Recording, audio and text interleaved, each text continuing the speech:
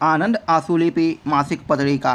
गति 90 शब्द प्रति मिनट। स्टार्ट होगा 5 सेकेंड बाद।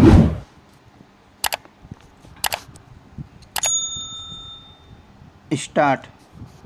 महोदय, आप सब विज्ञान या प्रशासन या अन्य क्षेत्रों के विख्यात लोग हैं। आपके बीच आकर और इस समारोह में भाग लेकर मुझे गौरव का अनुभव हो रहा है। विज्ञान के विभिन्न क्षेत्रों में इस पुरस्कार को पाने वालों को मैं बधाई देती हूँ। डॉक्टर शांति स्वरूप भटनागर से हम सब परिचित थे और उनका परिचय यहाँ देने की कोई आवश्यकता नहीं प्रतीत होती। वह हमारे देश में विज्ञान के संगठित अनुसंधान के एक मुख्य स्तंभ थे।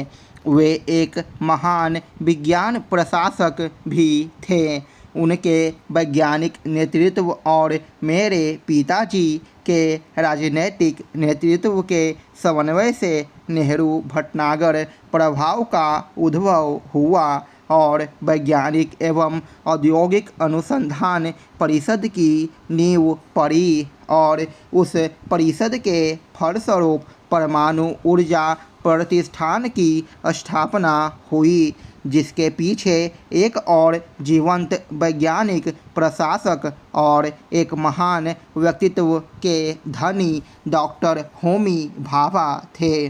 श्री हक्सर के संस्मरणों से मुझे भी उस क्षण की याद ताज़ा हो आई जब उनमें से कुछ महान वैज्ञानिक एक साथ मिले थे। उनमें से 3 मेरे साथ एक जहाज में थे, जबकि मैं पढ़ाई के लिए इंग्लैंड जा रही थी और शायद यही कारण है कि अब भी मुझे हवाई यात्रा की अपेक्षा समुद्री यात्रा करना अधिक रुचिकर लगता है। वह मेरे जीवन का एक बहुत उल्लेखनीय अनुभव था, क्योंकि प्रत्येक क्षण एक प्रकार की सीख का क्षण था। उनमें से प्रत्येक सरल रूप में यह समझाने का प्रयत्न कर रहा था कि उसका कार्यक्षेत्र क्या है, सागर के रहस्य क्या है और आकाश किन रहस्यों का कोषागार है।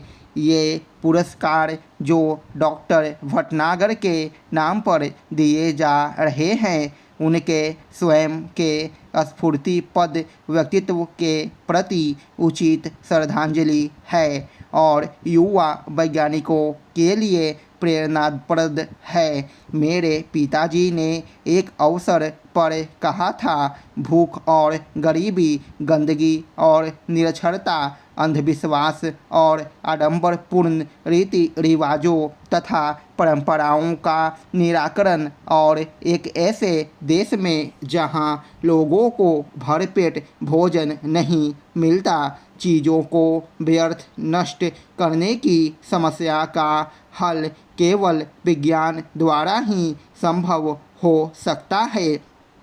निसंदेह यह बात उनके समय से पहले भी कही जा चुकी है और बाद में भी। मैं सोचती हूँ कि धीरे धीरे ही सही वैज्ञानिक मानसिकता देश में फैल रही है।